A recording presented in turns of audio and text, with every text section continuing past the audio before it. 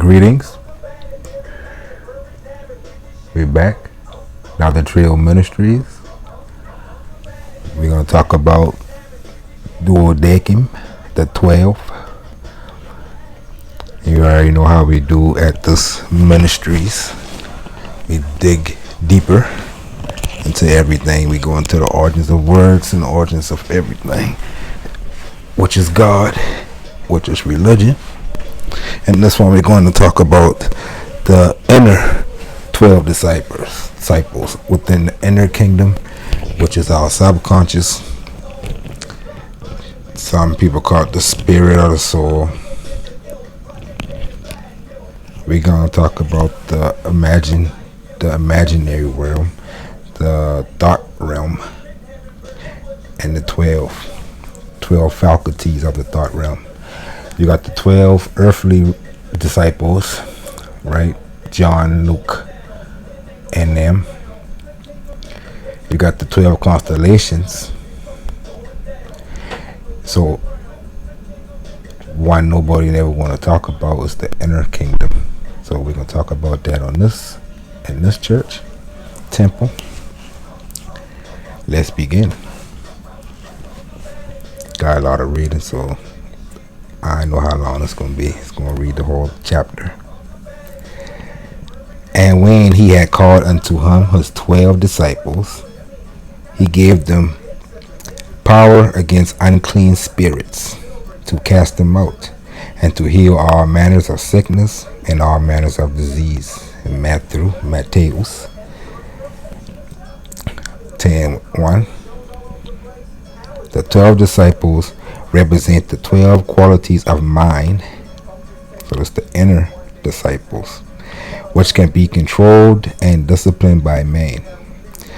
If disciplined, they will at all times obey the command of the one who has disciplined them, the master, you. These 12 qualities in man are potentials of every mind. Undisciplined, their actions resembles more the actions of a mob than they do of a trained and disciplined army. So we can't get around these disciples. We all got these faculties, qualities of mind. If you don't know about it, what he's saying is more like the actions of an angry mob. All the storms and confusions that engulf man can be traced directly to the 12 ill-related characteristic of the human mind in its present slumbering state. Until they are awakened and disciplined, they will permit every rumor and sensuous emotion to move them. And so in the what am I gonna say? In the Holy Bible, the reason why it's the greatest book of all time, because the different dimensions it reads in. You can read it in astrological sense, legal sense, historical sense, and metaphysical sense. Alchemy, inner work, psychology, and go on and on. Different lessons in one book. But this time we'll go into one people don't really talk about, which is the most important one. The inner work.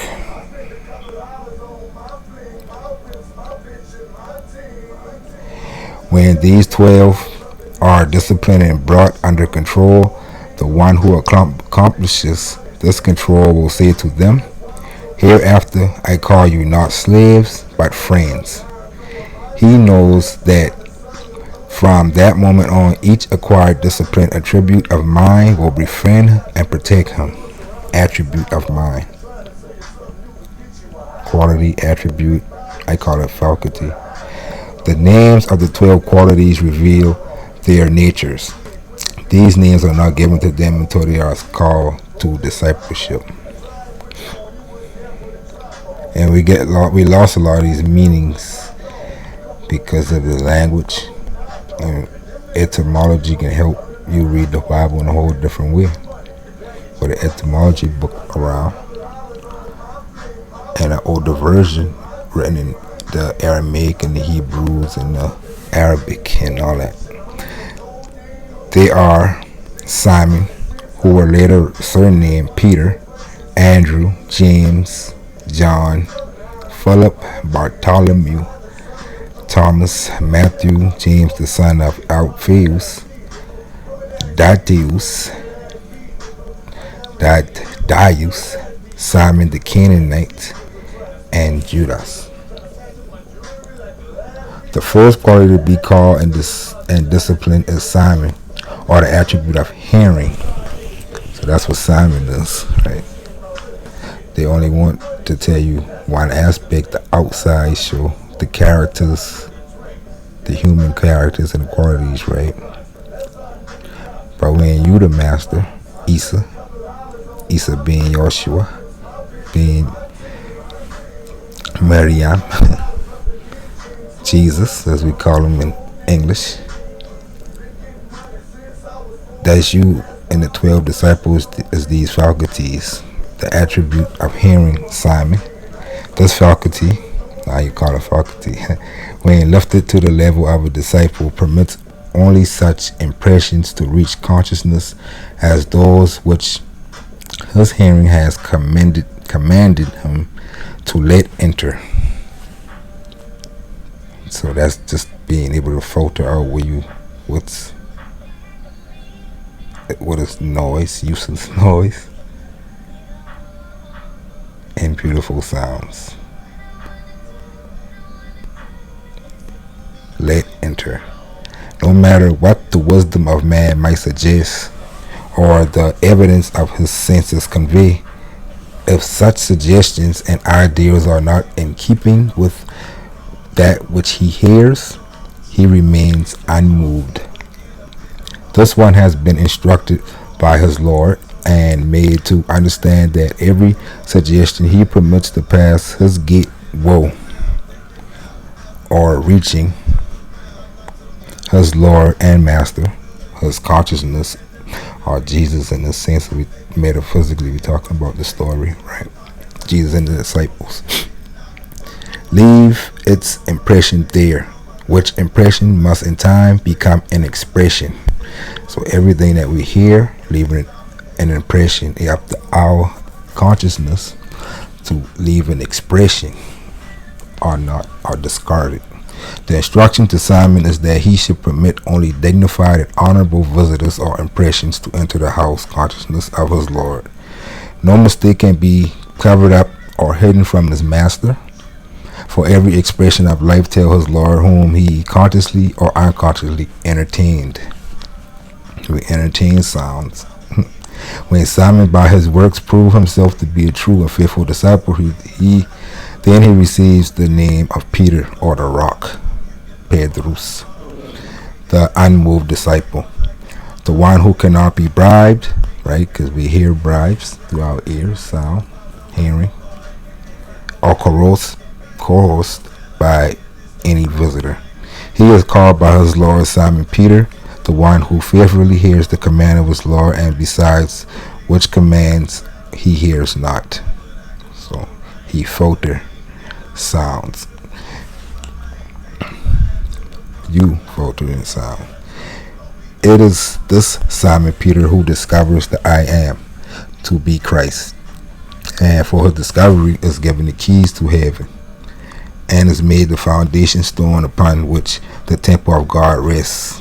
And you got the temples between the on your head. You got two temples in the mind or the brain set between, right?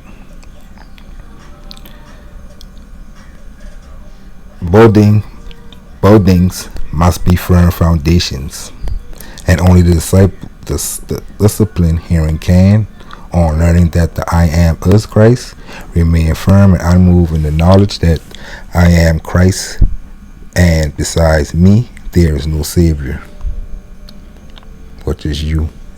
The second quality to be called to discipleship is Andrew, or courage. Andrew represents courage. As the first quality, faith in oneself is developed, it automatically calls into being its brother, courage. So faith and courage is family related.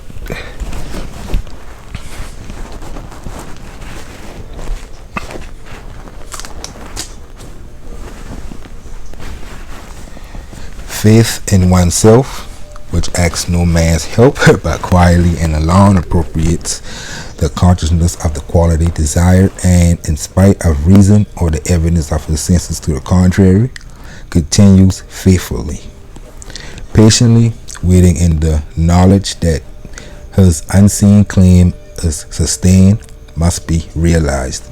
And it's very important to put in your sons and daughters, because I see grown people starstruck every day by not just other men and women, but material things. Like, once you get to a point where you want to harm somebody because of material things, then you don't understand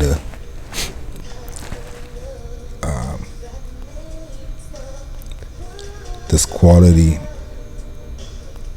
See, to appropriate the consciousness of the quality desired.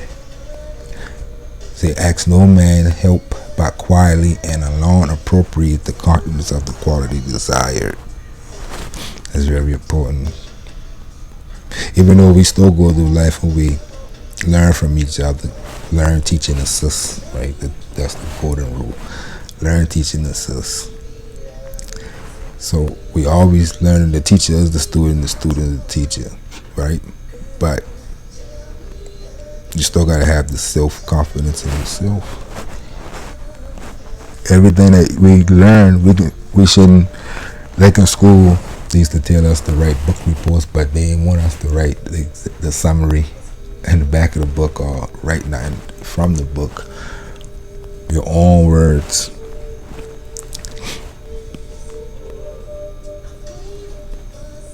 So that's what they really saying in this. Patiently waiting in the knowledge that his unseen claim of sustain must be realized. Such faith develop a courage and strength of character that are beyond the wildest dream of the undisciplined man whose faith is in things seen. So you see, say the same thing I just said. I mean, ain't really nothing seen more of God-like than these unseen things, right? If we create the seen things, the power that created is more powerful. The faith of the undisciplined man cannot really be called faith, for it is the armies, medicines, or wisdom of man in which his faith is placed be taken from him. His faith and courage go with it, right? When the money go, the person change, right? Or when the money come, people change. Both ways. That shouldn't happen, because that's like earthly things. Like me and Bill Gates or Jeff Bezos, we both gonna be dust. We're gonna be the same dust.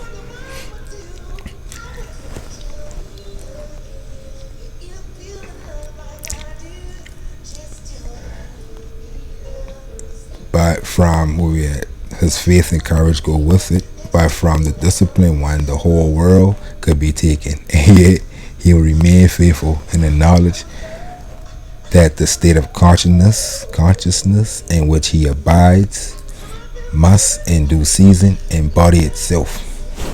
This courage is Peter, brother Andrew, the disciple who knew what it is to dare to do and to be silent. No way to do, no way to hold them, no way to fold them. The next two, who are called, are also related. These are the brothers James and John. James, the just, the righteous judge, and his brother John, the beloved.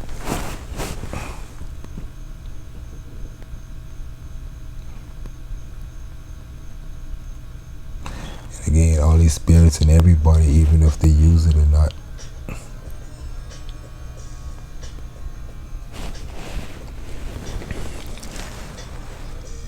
Justice, to be wise, must be administered with love.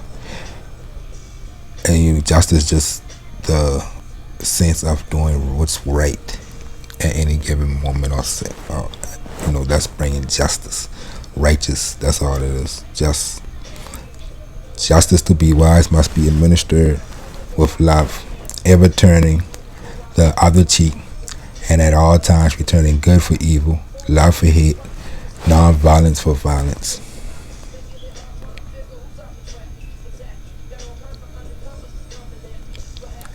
The disciple James, symbol of the disciplined judgment, must, when raised to the high office of a supreme judge, be blindfolded, that he may not be influenced by the flesh, nor judge after the appearance of being. Right? It ain't matter if a man rich, poor, tall, short. None of that. Justice don't work like that.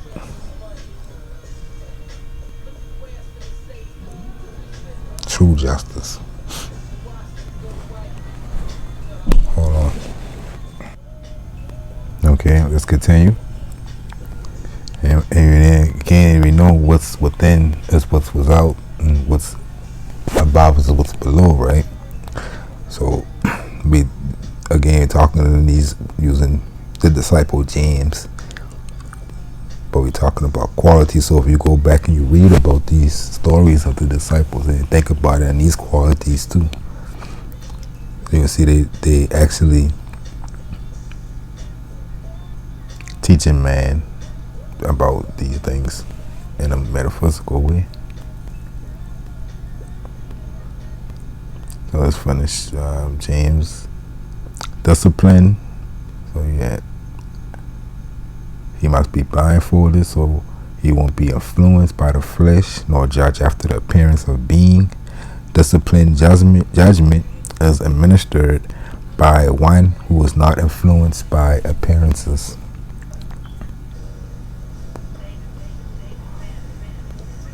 That's why I tell everybody we all stars, because we treat celebrities like we should treat each other.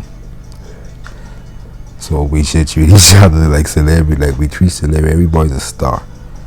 So you should rejoice. You around stars all day. You don't gotta go look for one. You around one every day. Love each other and bold. Simple. Everybody got a special light. So you're looking at the light of a false light, a shadow, if you seen the one because they got popularity or they got what we call money, right? That's the only difference you might see in the people around you and the people you seeing on TV.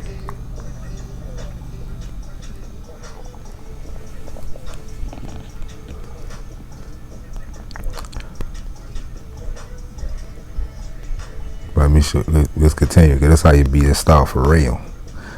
Get the mind right, knowledge is power. The one who has called these brothers to discipleship continues faithful to his command to hear only that which he has been commanded to hear, namely the good. Looking for the good in everything. The man who has this quality of his mind discipline is incapable of hearing and accepting as true anything, either of himself or any of another, which does not on the hearing fill his heart with love.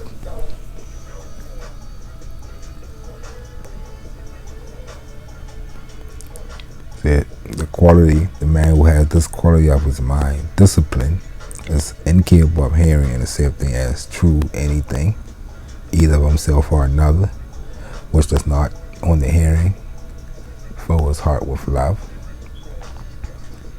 So he's looking at it from the point of the love, the mind, heart and mind, right? Spirit of the law and the letter of the law. The letter of the law is strict. Ain't no room for negotiations. You did the crime, you're doing the time connected to that. The spirit of the law want to listen to see what happened and judge from there. The two disciples or aspects of the mind are one and inseparable when awakened. Such a disciplined one forgives all man for being that which they are. Right? They let man be who they are and judge him based off who they are. He knows as a wise judge that every man perfectly expresses that which he is as man conscious of being.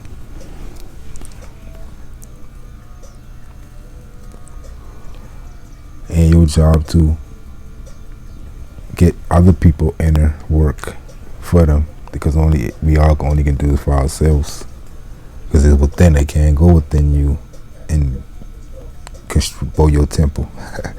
But I see people all the time be like that. Somebody, they'll come inside a chat room and try to save the world from that chat room, and that's not the way. That's not the way to go about. You will go crazy trying to do that. You gotta let the wheat and the tares. You gotta let the reapers come and separate that, which is letting God handle it. The drowsy, the people who come in sincerely come in and you closer to you, and you can help them whatever problem, or learn something from them, or teach them something, or assist. Those the drowsy, that's the people who we help out. And to walk with you, if you walk with them, y'all work together. Y'all can work together. The drowsy, y'all can help bring out to the walk with y'all. But the sleep, don't bother to sleep. You gonna hurt yourself. Let the sleep get drowsy first. Start the wake. They on their own.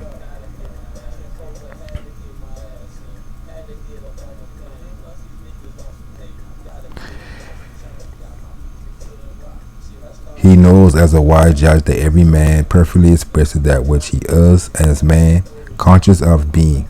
He knows that upon the changeless foundation of consciousness, all manifestations rest. That changes of expression can be brought about only through changes of consciousness. Yep, man gotta change his conscience, gotta rise above his own ignorance. That's how the law look at it too. I ain't here to teach you nothing. With neither condemnation nor criticism, these disciplined qualities of the mind permit everyone to be that which he is. However, although allowing this perfect freedom of choice to all, they are nevertheless ever watchful to see that they themselves prophesy and do, both for others and themselves. Only such things which, when expressed, glorify, dignify, and give joy to the expressor. And people with this on this high conscious level of James and his brother, people who understand justice and stuff like that. I see people like that. They know they really good at taking criticism and giving criticism back and forth. They got this quality well developed. The fifth quality called to discipleship is Philip. I gotta go a little faster because we only on the fifth. This one asks to be shown the Father. The awakened man knows that the Father is the state of consciousness in which man dwells, and that this state or Father can be seen only as it is expressed. He knows himself to be the perfect likeness or image of that consciousness which he is identified. So he declares, "No man has at any time seen my Father, but I, the Son, who dwells in his bosom, has revealed him. Therefore, when you see me, the Son, you see my Father. For I have come to bear witness of my Father." And that's a line that he say. Now you know what he mean. He talking about his consciousness. I and my Father, consciousness and its expression, God and man are one. This aspect of the mind was when discipline persists until ideas, ambitions, and desires become embodied realities. So he know how to use these ideas, ambitions, and desires and manifest it and keep it as that until it manifests.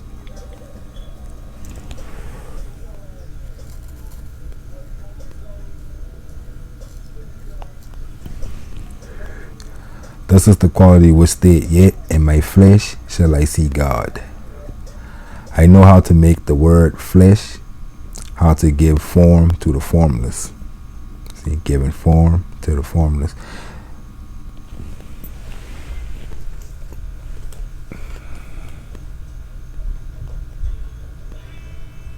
Which again, these in everybody. So a lot of people, we do, all us, we dream and we make goals, plan for the future. And that's all that is. We giving form to what was formless. The dream was formless. Until we start working toward that dream, then we ain't connecting the Father and the Son. The sixth disciple is called Bartholomew.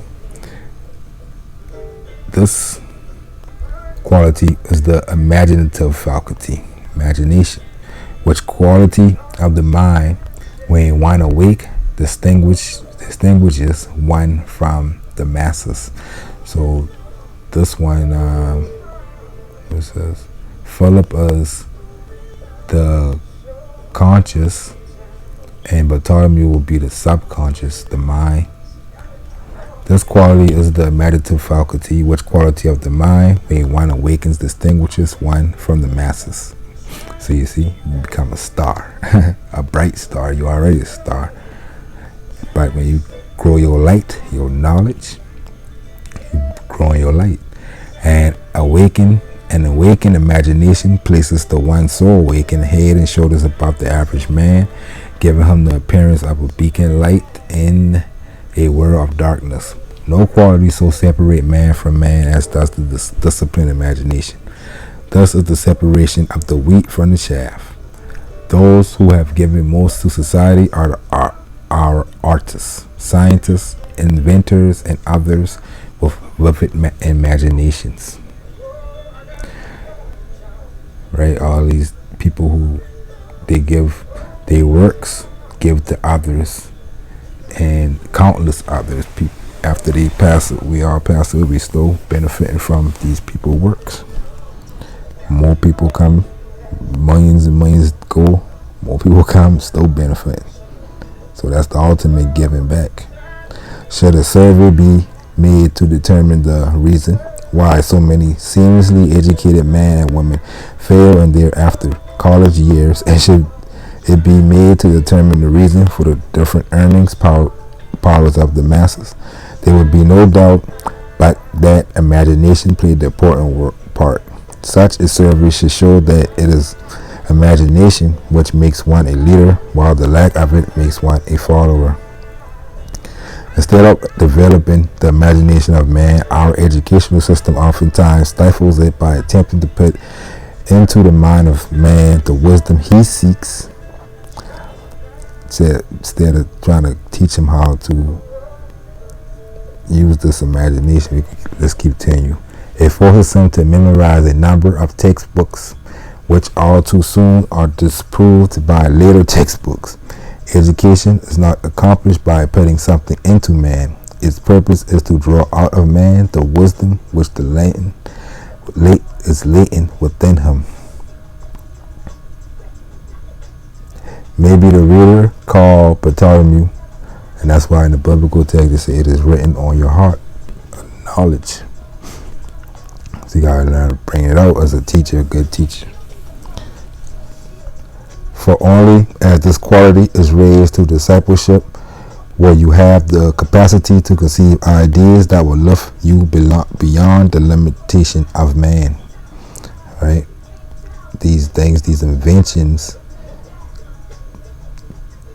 these things come from imagination and we become manifested. It's like a miracle.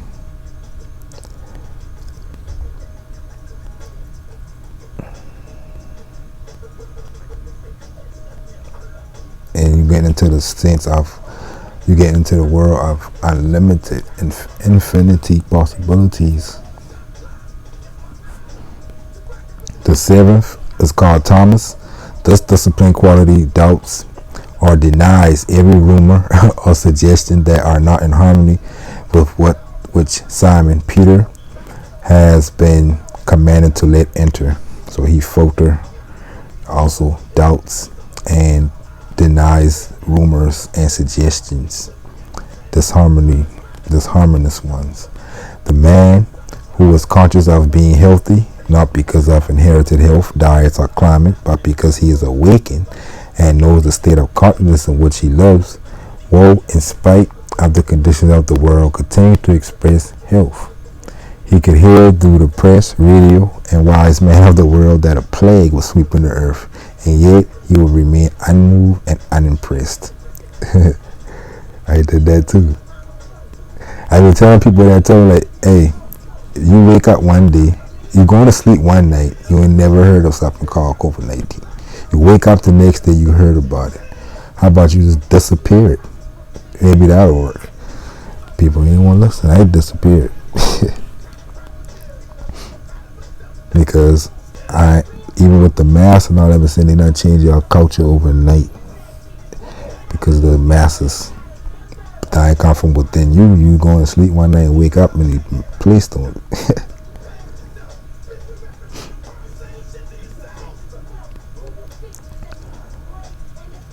Thomas, the doubter, when disciplined, would deny that sickness or anything else which was not in sympathy with the consciousness to which he belongs had any power to affect him. This quality of denial, when disciplined, protects man from receiving impressions that are not in harmony with his nature. He adopts an attitude of total indifference to all suggestions that are foreign to that which he desires to express. And I use this a lot, staying in the sense of a realm of love and out the realm of hate.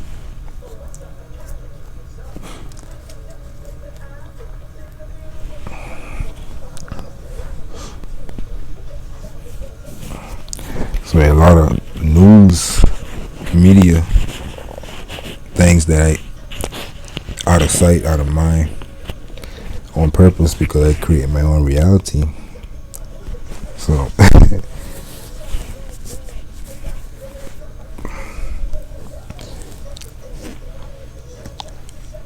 and it help with focus and concentration, because those lower energies, it weigh on you. And then when you contemplate those things in your mind, all you could do is keep seeing it. It's like the theory when you get a new car, or somebody you know get a new car, you always want to see everybody with that car. The thing is, you already, everybody been at that car, you just ain't had nothing to bring into your reality until you get one.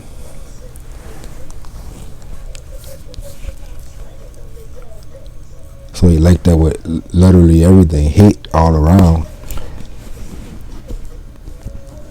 But if you contemplate on that, then you going to see it everywhere. You're going to recognize it wherever it is.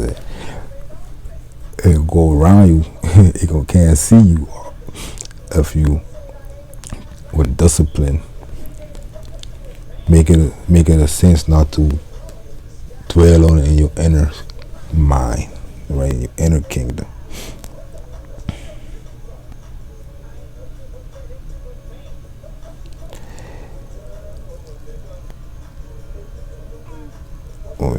He adopts an attitude of total indifference to all suggestions that are foreign to that which he desires to express. Discipline and denial is not a fight or a struggle, but total indifference. Right? Not feel not one way or the other. You know what it is, and you know that God is the best of planners. Is a reason that you go crazy again if you try to figure it all out. Matthew, the 8th, is the gift of God. This quality of the mind reveals man's desires as gifts of God. The man who has called this disciple into being knows that every desire of his heart is a gift from heaven, and that it contains both the power and the plan of its self-expression. Such a man never questions the manner of its expression. He knows that the plan of expression is never revealed to a man, for God's ways are past finding out.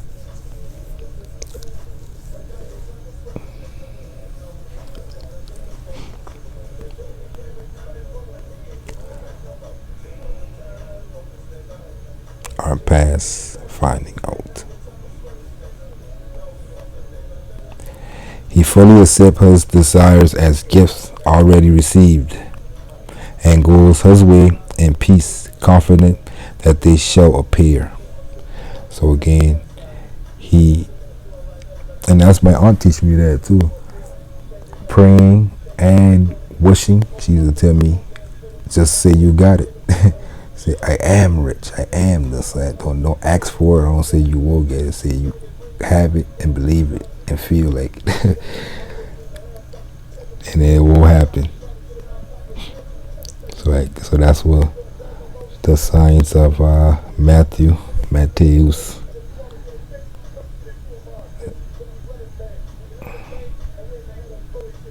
Then again, we got all these already, and that's a lot of us already using these. That's why I keep thinking about another example. You probably got examples that you can think of.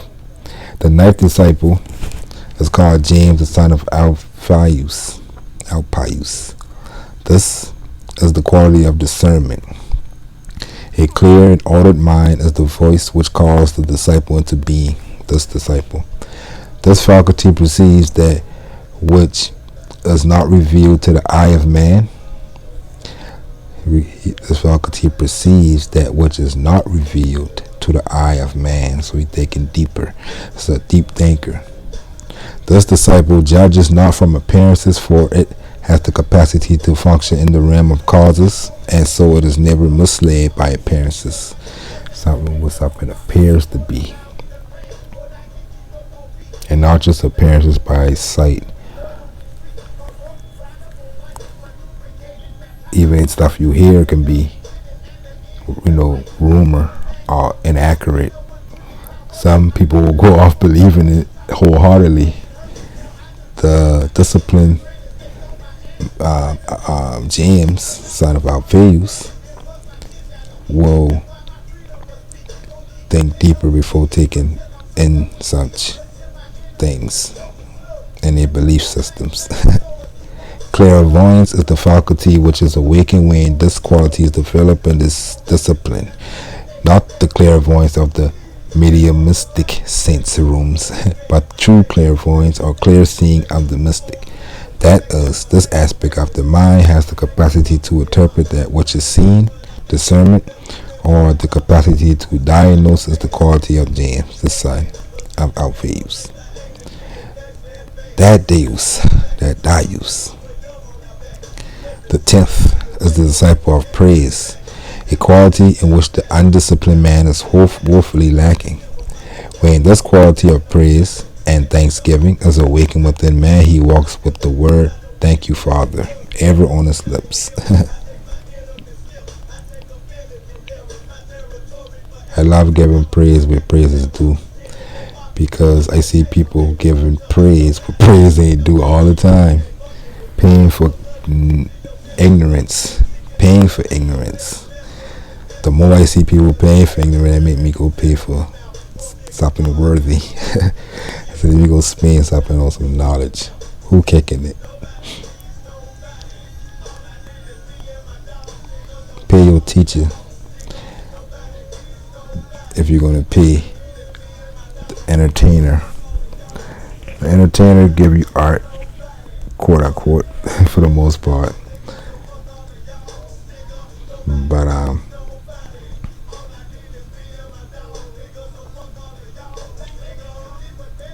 already forget what I'm going to say, but I had another example of giving praise. Anyway, that his thanks for things not seen opens the window of heaven and permits gifts beyond his capacity to receive to be poured upon him. The man who is not thankful for things received is not likely to be recipient of many gifts from the same source. Until this quality of the mind is disciplined, man will not see the desert blossom as the rose. Praise and thanksgiving are to the invisible gifts of the God one's desires. The visible gifts of God one's desires. What rain and sun are to the unseen seeds in the bosom of the earth.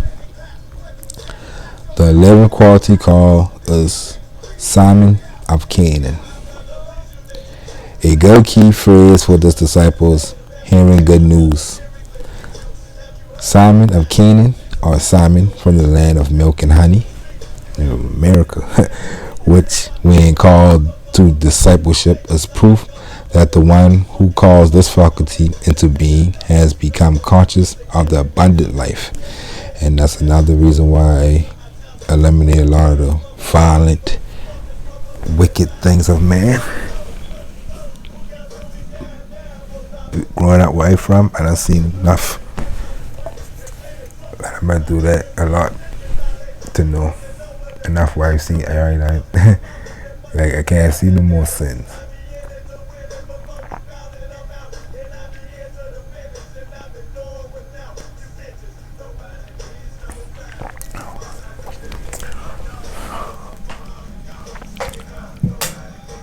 The abundant life where people got love and happiness. That's where you want to be. And if you want to manifest those people that's coming to your life, that's how you do it. Give thanks and praise where it's due.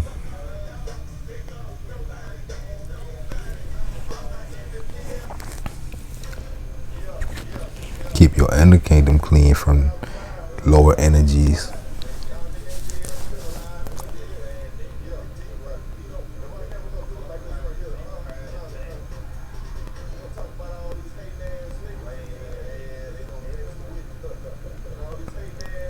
He can say with the psalmist David, "Thou preparest a table before me in the presence of my enemies. Thou anointest my head with oil, my cup runneth over." I always say that too. If I do get into conflict with one of my brothers and sisters, I always tell them before we even start the conflict that wherever we go on, wherever we get into, just know you still got a plate at my table. And another story, the story where we supposedly get Christmas from, one of the stories, when Jesus been young, and they asked him, "What do you want for your birthday?" And he said, all he want been to get all the hungry and poor kids from the neighborhood and feed them all. They saying a kid, he ain't want nothing for himself. That's what he had want, and that's where we get Christmas from.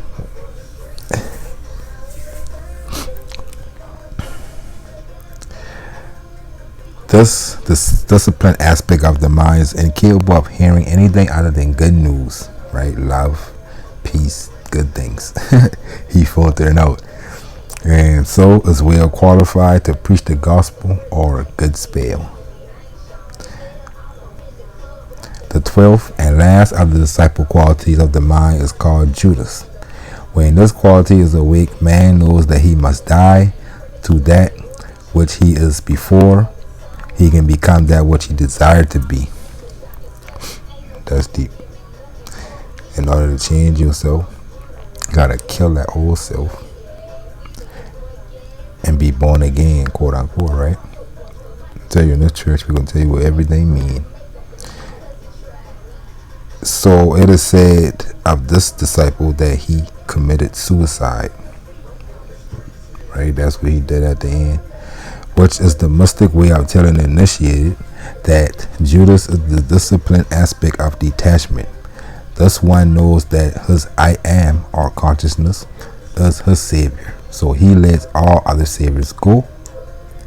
This quality, right, he ain't looking for a savior outside himself. This quality, when disciplined, gives one the strength to let go. The man who has called Judas into being has learned how to make his attention away from problems or limitations and to place it upon that which is the solution or the Savior. Except ye be born again, you cannot in any wise enter the kingdom of heaven. But then, no greater love hath man than this, that he give his life for a friend. All these quotes from the Bible, he's showing you that they're talking about different things. When man realizes that the quality desired, if realized, would save and befriend him, he willingly give up his life, present conception of himself, the present way he think of himself, for his friend, by detaching his consciousness from that which he is conscious of being and assuming the consciousness of that which he desired to be. A better you, right? And that's the power of people who use this power. You don't see them placing blame unless they on themselves. They got this power of discipline because they changed themselves. If you blame yourself, then you're gonna fix that.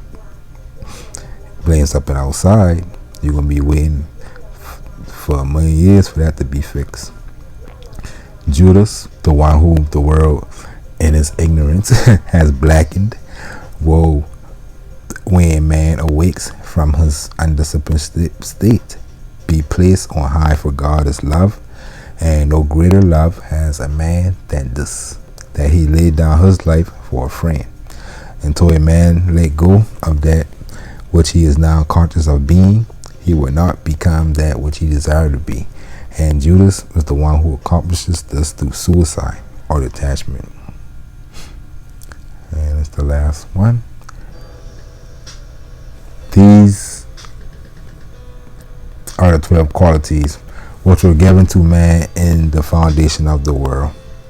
Man's duties is to raise them to the level of discipleship. When this is accomplished, man will say, I have finished the work which thou hast given me to do. I have glorified thee on earth, and now, O Father, glorify thou me with thy own self, with the glory which we had with thee before the world was. Man and God as one. So, Islam and peace. Till next time.